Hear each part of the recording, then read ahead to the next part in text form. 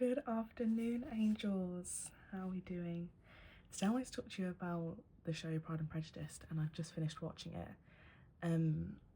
For me, it's been on my watch list for a while now, and I always love to watch period dramas for the fact that it makes my mind kind of have to decode the way they have conversations, because it's so elongated about how it is that they're explaining things. And I love English. I absolutely adore English, especially literature. It's one of my favourite subjects. Being able to adventure through poetry and expression and emotion, and being able to articulate that in a beautiful way, and being able to share our truth and the stories that we can create and the emotions that we can feel. And my key taking away from Pride and Prejudice was the beauty of love and understanding that love arrives when it's supposed to. Within the storyline, it was that we were going up and down this roller coaster, and I think I'm talking about the 2007 episode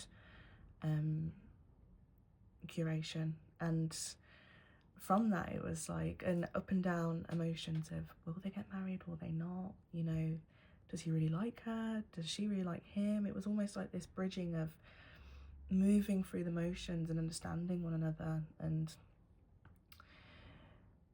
it was an emotional watch, but not to the point where I was in complete tears, but more so a heartwarming belief that love is there, love is out there waiting for us, and the encounters that we have are not by mistake. And a lot of them allow us those learning curves and that journey of realising ourselves and realising what it is that we really need from a partner, and how it is that we have to show up, how it is that we require someone else to show up. And from watching that and watching how the different classes work, and from a time where women weren't allowed to inherit property and it all depended on who it was you married, to how your income was and how you lived, and how you would come to have your bare necessities.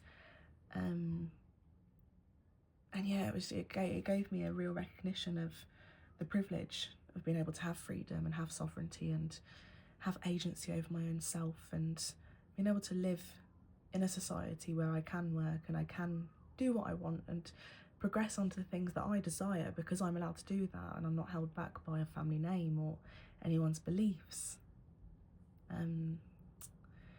It just gave me that feeling of appreciation for myself, appreciation for the women before me that have worked so hard to progress and move through the struggles and strife that have been put upon them. And I think from what I've gathered from Pride and Prejudice, it gave me, yes, the reassurance of love, but also to really live with integrity. And in doing so, it's not about obligating yourself, it's more so about understanding yourself and understanding what it is that you require, and how it is that you can choose wisely for yourself. And I think in this day and age, we've really strayed away from what it is that we should choose, and more so what it is that is more convenient, and what it is that makes most sense in the moment. When in reality, it's about choosing what it is that brings longevity to us, what it is that provides us stability. And I know that a lot of the other arraying things that come into that is, people's mental capacity, emotional awareness and maturity, which we seem to lack as a society in ways. And it seems that everyone's just here for a quick ride, and that is not what we're supposed to be doing, not in my eyes anyway.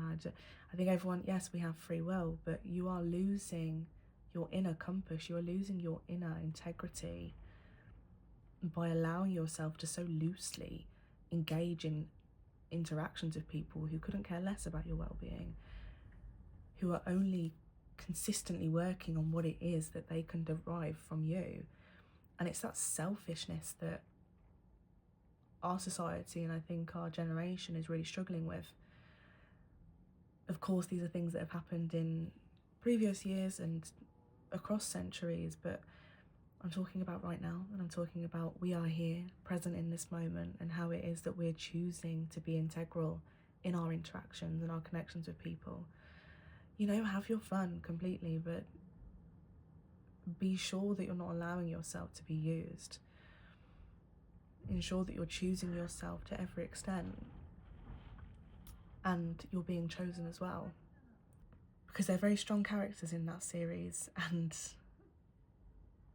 they have to uphold a certain status in ways that